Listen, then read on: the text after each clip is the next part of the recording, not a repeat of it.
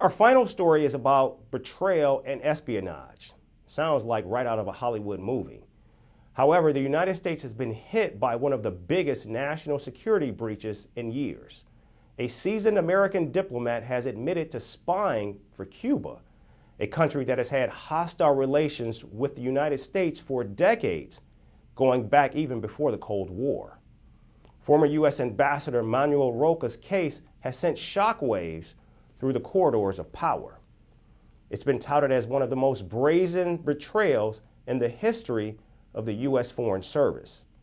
Our report reveals all the details. The United States boasts of unrivaled and unparalleled intelligence and security agencies. They preempt threats and gather intel to safeguard national security. But a glaring lapse from decades ago has now surfaced, which is being touted as the biggest national security breaches in years in the United States. A seasoned American diplomat who was once deemed a loyalist has admitted to espionage.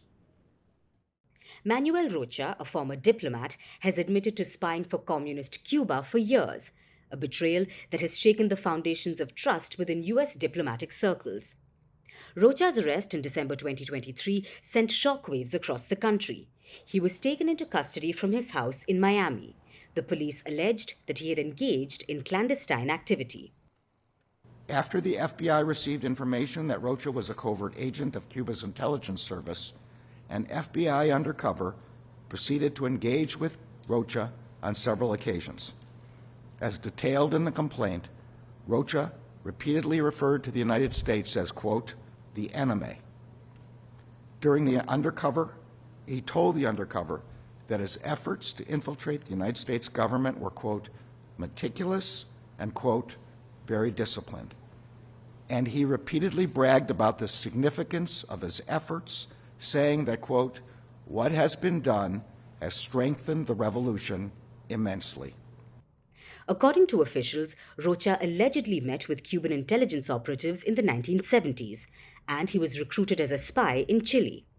The FBI is yet to reveal how exactly he had been helping Cuba, which has had hostile relations with the United States since the 1960s.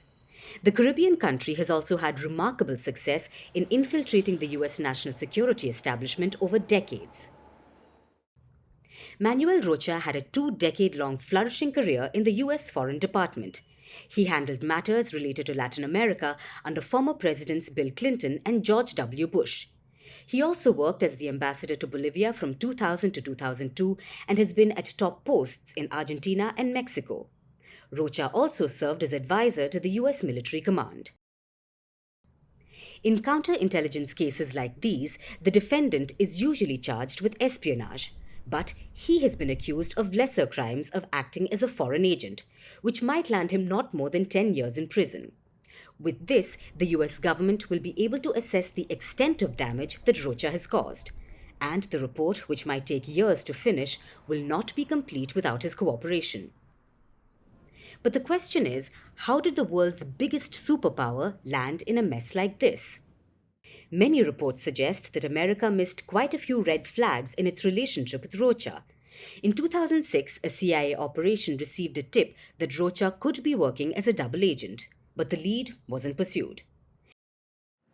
The CIA also received information in 1987 that former Cuban President Fidel Castro had a supermole. Many suspected that it was Rocha. Once again, the lead was not pursued. The 73-year-old is scheduled to formally plead guilty in a Miami court and be sentenced on April 12th. Now the American justice system grapples with the delicate balance of accountability and cooperation. Because despite the gravity of his actions, Rocha's potential for a reduced sentence in exchange for cooperation raises several questions. He has admitted to have conducted the highest-reaching and longest-lasting infiltrations of the U.S. government by a foreign agent. But despite this, he will see the light of day again. From impeachments to inaugurations, if it's a political story, we are on the scene.